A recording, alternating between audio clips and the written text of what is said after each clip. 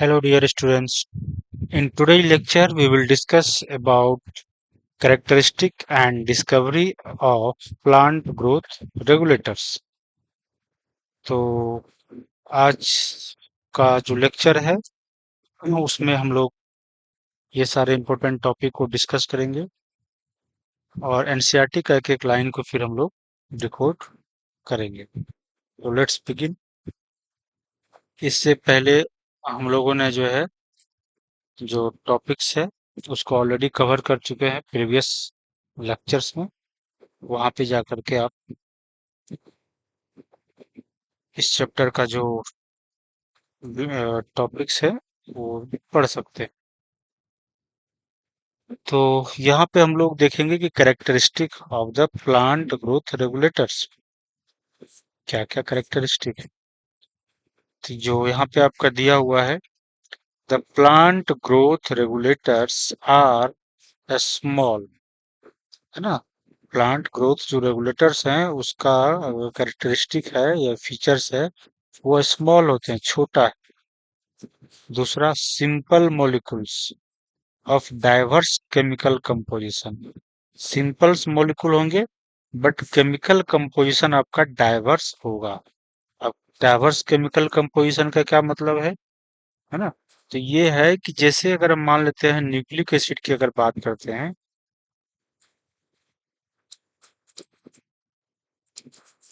तो ये polymer of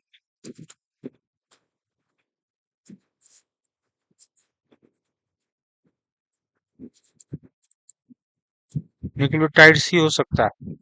अगर हम प्रोटीन की बात करें तो ये आपका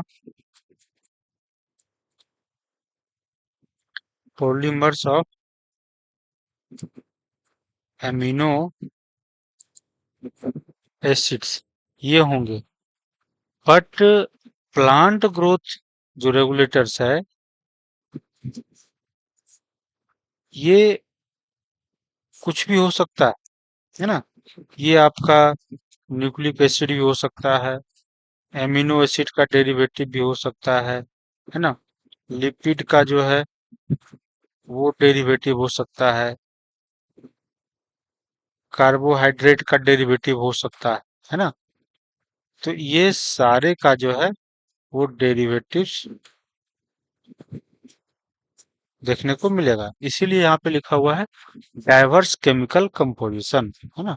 ये यार जो है कोई खास मॉलिक्यूल्स का बना हुआ नहीं है। जैसे हमारा न्यूक्लिक एसिड था तो उसमें सिर्फ न्यूक्लियोटाइड का रिपीटेशन हो रहा था। प्रोटीन की बात कर रहे थे उसमें सिर्फ एमिनो एसिड का रिपीटेशन हो रहा था, है ना। बट यहाँ पे हमारा कुछ भी हो सकता है। न्यूक्लिक एसिड का डेरिवेटिव्स यानी कि जो है नाइट्रोजनस बेसेज है वो आपका एक नया प्लांट ग्रोथ रेगुलेटर बना सकता है। एमिनो एसिड है उसका जो है डेरिवेटिव्स आपका प्लांट ग्रोथ रेगुलेटर्स बना सकता है। लिपिड का जो मॉलिक्यूल्स है उसका डेरिवेटिव्स आपका प्लांट ग्रोथ रेगुलेटर्स बना सकता है। कार्बोहाइड्रेट या कोई भी ऑर्गेनिक कंपाउंड है ना, ऑर्गेनिक कंपाउंड इसका जैसे इथाइलिन होगा तो उस वो जो है आपका पीजीआर बना सकता है। तो आपने समझा कि कैसे डाइवर्स केमिकल कंपोजिशन का ये हो सकता है। अब आगे है जैसे कि they could be indole compound, है ना, इंडोल थ्री एसिटिक एसिड। तो इंडोल कंपाउंड जैसे आपका एक बेंजीन रिंग होता है ना, ये मान लेते हैं।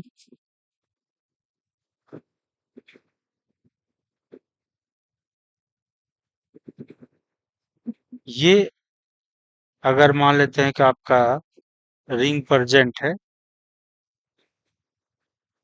ना, तो ये हो गया इंडोल रिंग, है ना।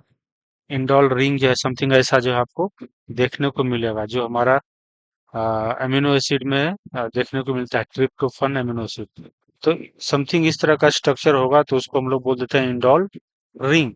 अगर वो इंडोल रिंग किसी कंपाउंड में प्रेजेंट है तो उसको हम लोग बोल देंगे इंडोल कंपाउंड, है ना।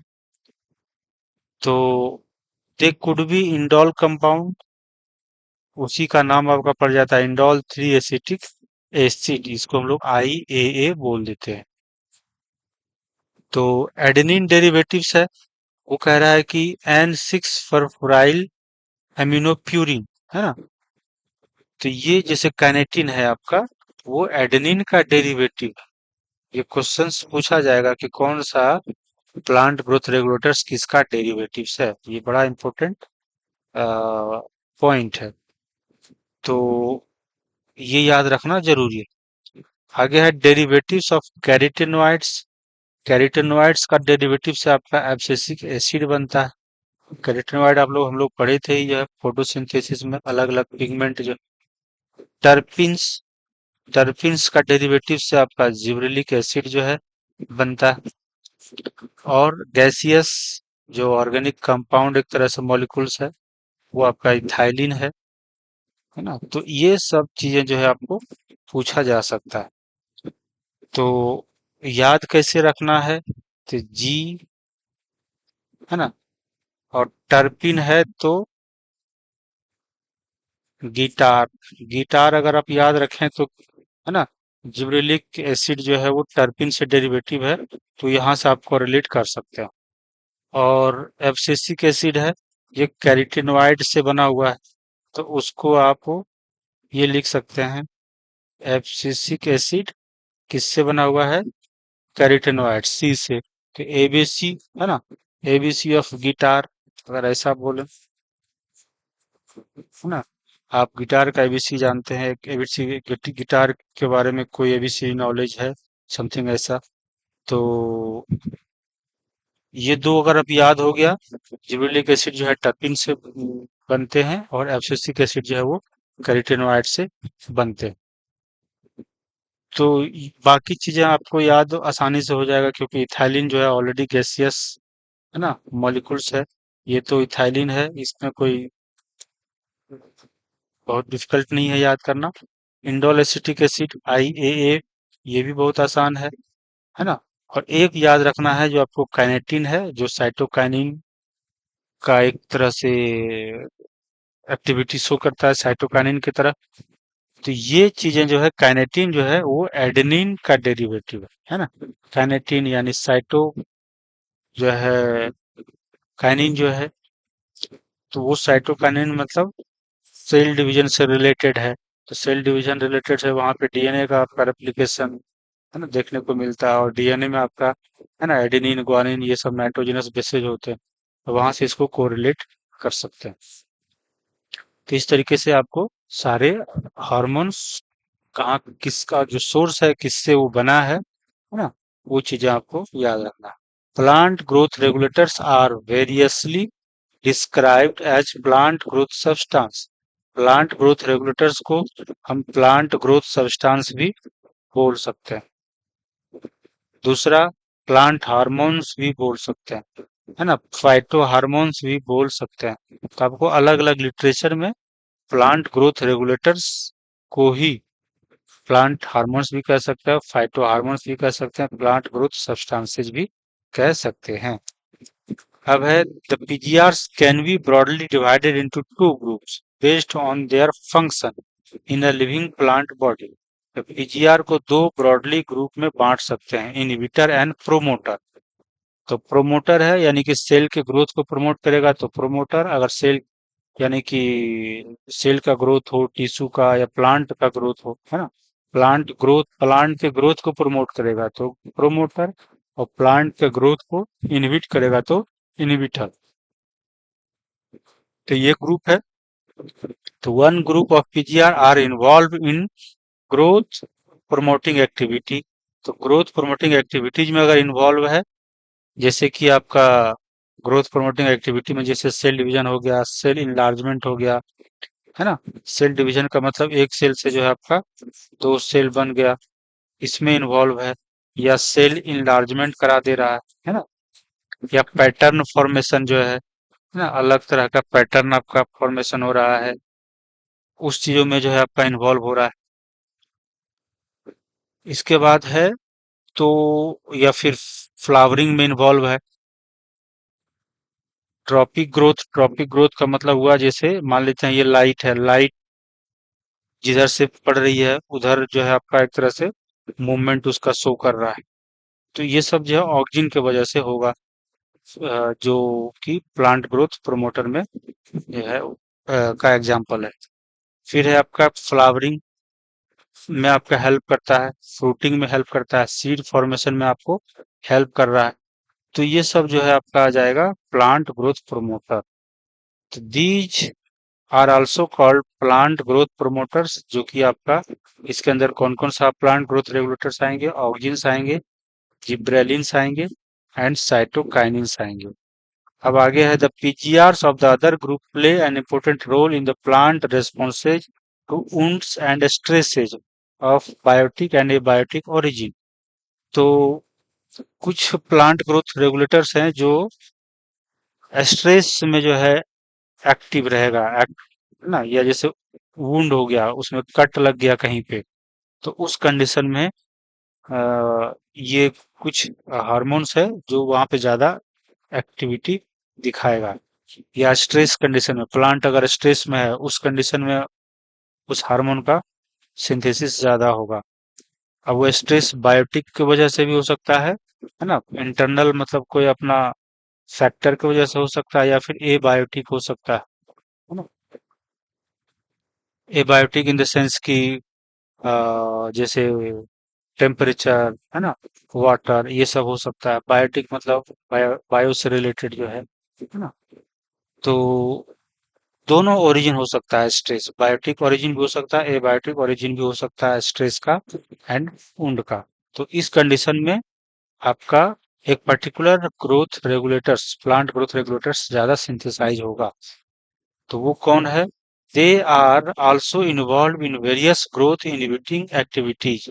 और ये जो हार्मोन है, जो स्ट्रेस हार्मोन है या जो स्ट्रेस कंडीशन में काम कर रहा है, वो ग्रोथ इनहिबिटरी एक्टिविटी में भी जो है वो इन्वॉल्व होता है।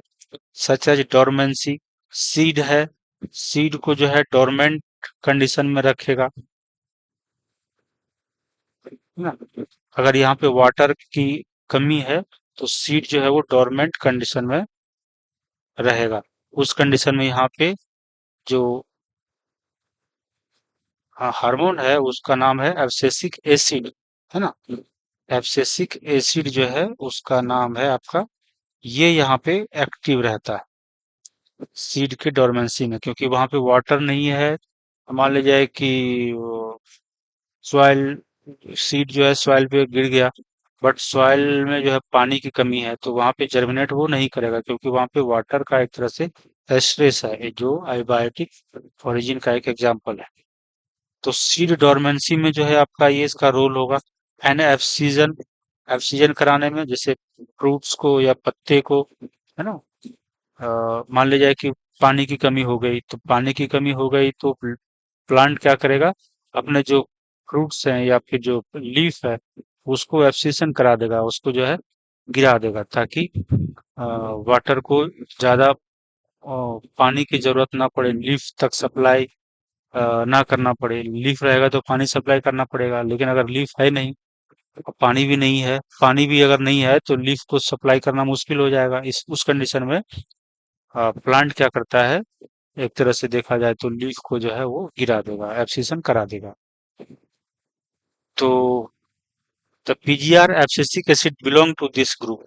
तो जो ये इनहिबिटर ग्रुप का जो एक एग्जांपल है वो, है ना, एब्सिसिक एसिड जो है, उसका एक परफेक्ट एग्जांपल है। The gaseous PGR ethylene could fit either of the group. तो इथाइलिन जो है वो आइदर ऑफ द ग्रुप में फिट हो सकता है, प्रोमोटर में भी फिट हो सकता है और इनहिबिटर में भी फिट हो सकता है। But it is largely an inhibitor of growth activity. But ये जनरली मोस्टली वो इनहिबिटर की तरह काम करता है, लेकिन प्रोमोटर की तरह भी काम कर सकता है। कौन? इथाइलिन। तो एक तरह से देखा जाए तो ग्रोथ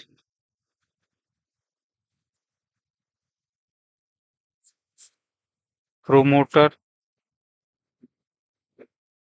और ग्रोथ इनहिबिटर, है ना, इसमें जो है कौन कौन आ रहा है आपका, इसमें आ रहा है ऑक्सिन, जिबरेलिक एसिड, साइटोकाइनिन, इसमें ये क्या आ रहा है, एब्सिसिक एसिड आ रहा है। और जो इथालिन है, ये मोस्टली जो है इनहिबिटर के काम करेगा, और ये कभी कभी प्रोमोटर की तरह भी काम करता है ना। तो ये चीजें जो है आपको याद रखना है कि कौन सा हार्मोन किसकी तरह जो है काम करता है। अब आगे है discovery of plant growth regulators. Discovery कैसे हुआ? Interestingly, the discovery of each of the five major group of PGRs have been accidental. Accidental सारे हार्मोन का डिस्कवरी हुआ है ना। इसको इंटेंशनली डिस्कवर करने कोई साइंटिस्ट नहीं गया था, बट कुछ और काम कर रहा था, बट ये सब हार्मोन्स उसको मिल गया। All this started with the observation of Charles Darwin and his son Francis Darwin. तो सारे जो ये हार्मोन्स का डिस्कवरी हुआ है, ये है ना, कह रहा है कि ये all this started with the observation of Charles Darwin and his son Francis Darwin.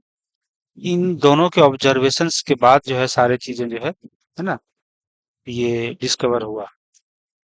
तो ये दोनों क्या किया था? They observe that the coleoptile of the canary grass responded to the unilateral illumination by growing towards the light source। Phototropism इसको बोलते हैं। यहाँ पे मान लेते हैं ये कैनेरी ग्रास का जो है ना, ये कैनेरी ग्रास का आपका यहाँ पे एग्जांपल फोटो में मान लेते हैं दिया हुआ है। तो इसमें कह रहा है कि जब ये कैनेरी ग्रास का ये कोलियोप्टाइल है, और यहाँ पे लाइट आपका इधर से पड़ रही है, तो ये इधर बेंड कर जा रहा है, इधर जो है ये बेंड कर जा रहा है। फिर जब इसका टिप को कट कर दिया गया, ये टिप जो है कट कर दिया गया और फिर लाइट दिया गया, तो कोई बेंडिंग आपको यहाँ पे देखने को नहीं मिला। और लेकिन जो कटा हुआ टिप था, है ना, या फिर कोई जेल ले लें जिसमें आपका, है ना, ये मान लेते हैं ये कटा हुआ टिप यहाँ पे आप रखते हैं, ये कटा हुआ टिप रखते हैं, और यहाँ पे कोई आप जेल रख दें,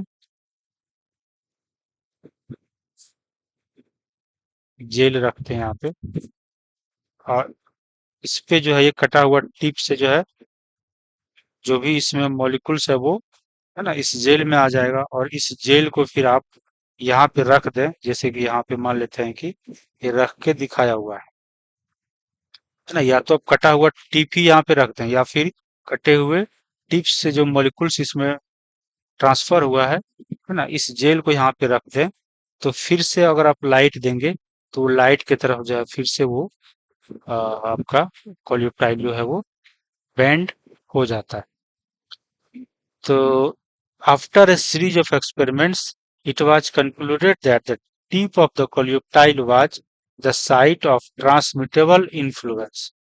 कह रहा है कि it was concluded that the tip of the coleoptile, coleoptile का जो टिप है, यहाँ से कुछ बनता है ना, यहाँ से आपका कुछ बनता है, और यही जो है बेंडिंग में इन्वॉल्व है। वही आपका बेंडिंग को इन्फ्लुएंस कर रहा है, जो ट्रांसमिटेबल है, जो यहाँ से बन के जो है ना नीचे आता है, बन के जो है आपका नीचे आता है। That cause the bending of the entire coleoptile. तो इस टिप से कुछ केमिकल बनते हैं, और वो फिर बेंडिंग को करवाता है। Auxin was isolated by F.W. Bent from the tip of the coleoptile of oat seedling। तो ओट सीडलिंग से बाद में पता चला कि ये इसमें ऑक्सिन प्रेजेंट है, और वो किसने डिस्कवर किया? F.W. वेंट ने डिस्कवर किया। तो F.W. वेंट ने ओट का कोलियो सीडलिंग लिया, और उसके कोलियोप्टाइल के टिप से, है ना, प्लांट ग्रोथ रेगुलेटर जो आपका ऑक्सिन था उसका डिस्कवरी किया। अब इसका डिस्कवरी जिसे आप समझ सकते हैं कि ये आपका मान लेते हैं टिप है, और इसमें आपका बहुत सारे कंपाउंड है, A B C, है ना, इस तरह से कंपाउंड है, और हर एक कंपाउंड को आइसोलेट किया गया। आइसोलेट करने के बाद एक एक करके जो है मान लेते हैं कि ये आपका कटा हुआ पार्ट, ये आपका कटा हुआ पार्ट, और ये आपका कटा हुआ पार्ट है सीडलिंग का, ओट का, सीडलिंग का मान लेते हैं। और इसमें एक बार जो है ए डाला गया, एक बार इसके ऊपर बी डाला गया, है ना। बी कंपाउंड जो होंगे वो किसी जेल में जो है उसको आप ऑब्जर्व करा दें, उस जेल को इस कटे हुए पार्ट पे रख दें। फिर देखें कि कौन जो है इसको बेंडिंग करवा रहा है। तो मान लेते हैं इसके वजह से बेंडिंग आपका, इधर से लाइट आप दे रहे हैं, इधर से लाइट दे रहे हैं, और इधर से आप लाइट दे रहे हैं। पता चला कि ये बेंडिंग नहीं हुआ, यहाँ पे बेंडिंग नहीं हुआ, लेकिन सी के वजह से आपका ये बेंडिंग हो गया, है ना। जो सी रखे थे उसके वजह से बेंडिंग हो गया। फिर बाद में सी का केमिकल एनालिसिस करके पता लगाया गया कि ये जो सी था, अननोन जो एक केमिकल कंपाउंड है, वो क्या है आपका ऑक्सीजन। तो इस तरीके से ऑक्सीजन का डिस्कवरी किया, किसने किया? F.W. वेंट ने किया था। कहाँ से किया था? From the coleoptile of the oat seedling. ये जो है आपका इंपॉर्टेंट पॉइंट है, यहाँ से क्वेश्चन पूछा जाता है। अब आगे है the bakanae foolish seedling disease of rice seedling was caused by a fungal pathogen Gibberella fujikuroi. तो एक फुलिश सीडलिंग यानी कि सीडलिंग जो है वो, है ना, मान लेते हैं नॉर्मल सीडलिंग का जो है हाइट इतना, लेकिन अगर हम यहाँ जिब्रेला फ्यूजी कुरोई का एक्सट्रैक्ट अगर डाल देते हैं, है ना, जिब्रेला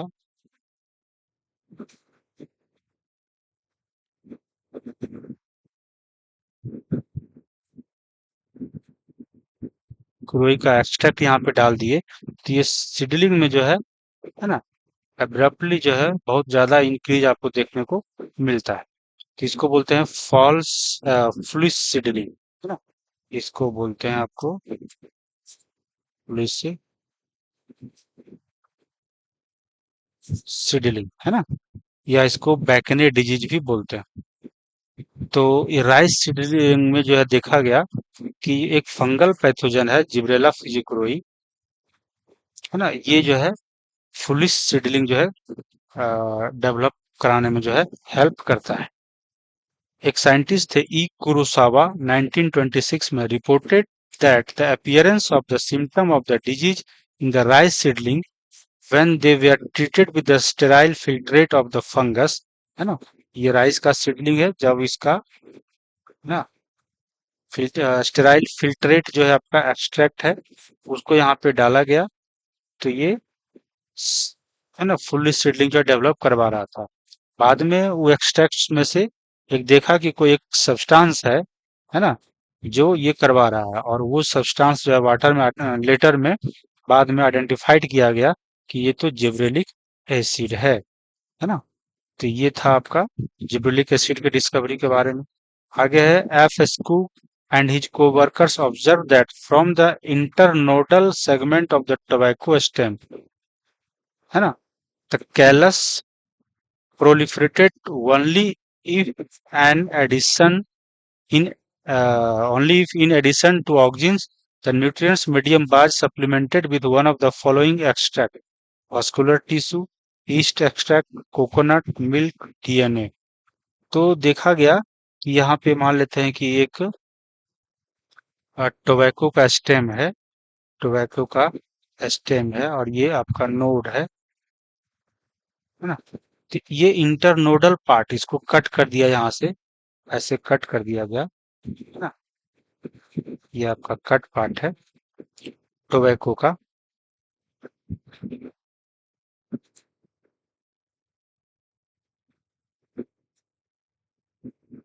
और ये इंटरनोडल पार्ट है,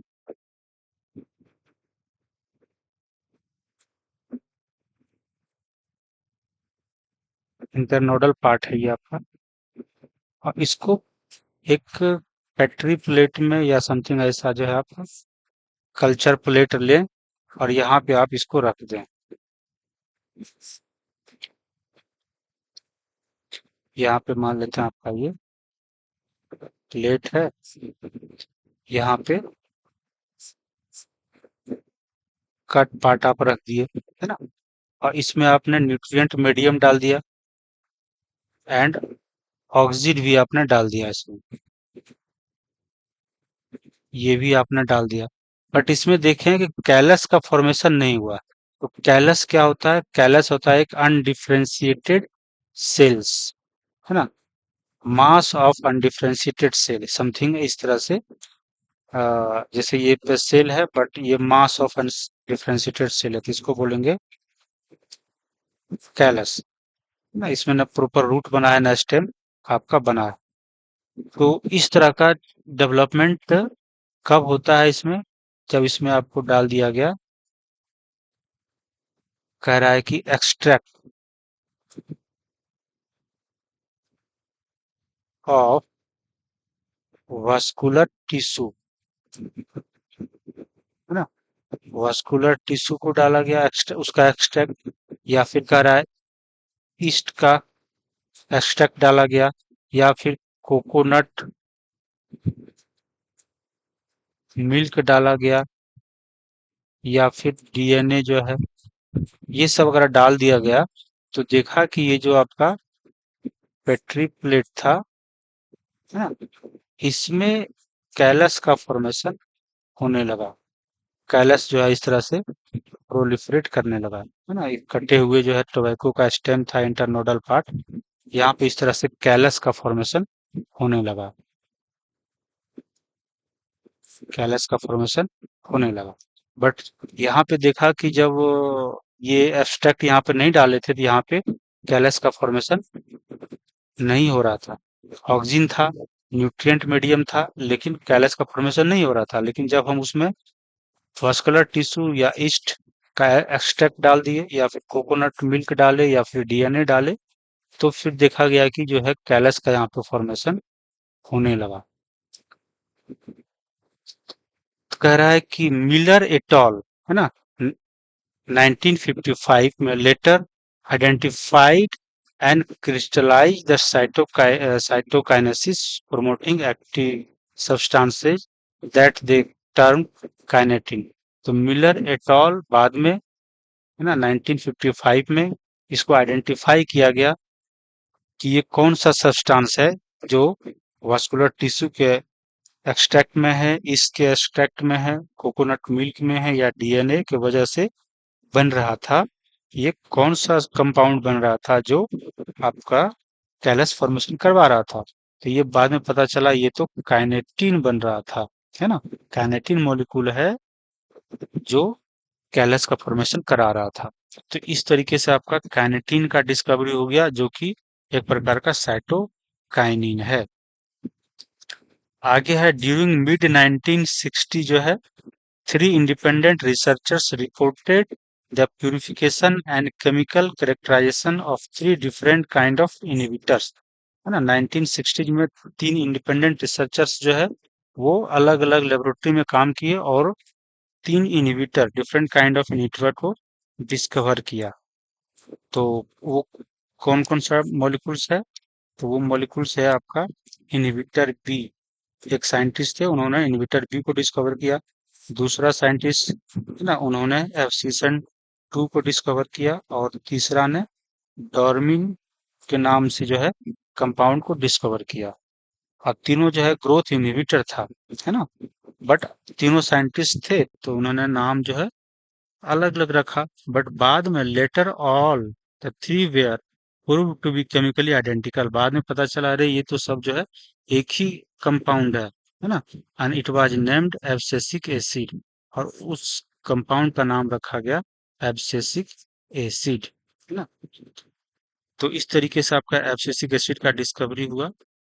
अब आगे है एच एच कजिन 1910 में confirmed the release of volatile substance from the ripened orange that hastened the ripening of a stored unripened banana।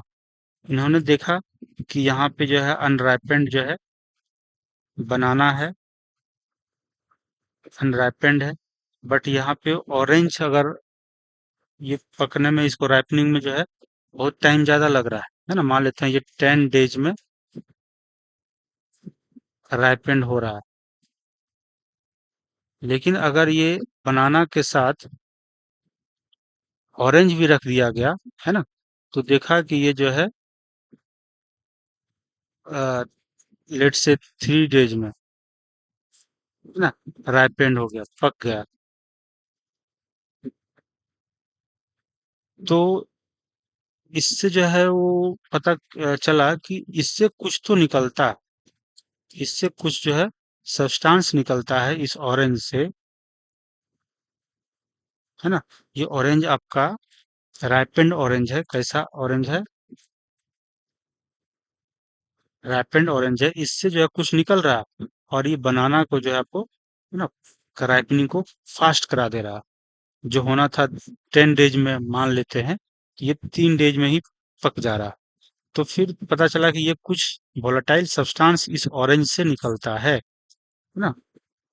तो later this volatile substance, volatile का मतलब हुआ जो, है ना, एक रूम टेम्परेचर पे वो गैस बन जाता हो। जैसे कपूर के बारे में जानते हैं, कपूर को आप रूम टेम्परेचर पर रखेंगे तो वो धीरे धीरे, है ना, उड़ जाते हैं, गैस बन जाते हैं। तो उसी तरीके से वोलेटाइल सब्सटेंस इस ऑरेंज से निकलता था और उसको आइडेंटिफाई किया एज ए इथाइलिन, है ना।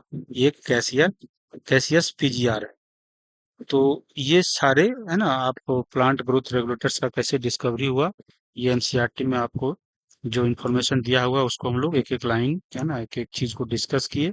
अब नेक्स्ट लेक्चर में हम लोग physiological effect of plant growth regulators, यानी कि इसका रोल, फंक्शन, क्या क्या काम करता है, ऑक्सीजन क्या काम करता है ना, इथाइलिन क्या काम करता है, साइटोकाइनिन का क्या क्या फंक्शन है, जिबरेलिक क्या क्या काम करता है, एब्सिसिक एसिड का क्या क्या काम है, ये सब हम लोग नेक्स्ट लेक्चर में, है ना, सारे जो है देखेंगे। तो आज के लेक्चर में यहीं पे हम लोग इसको स्टॉप करते हैं। थैंक्स।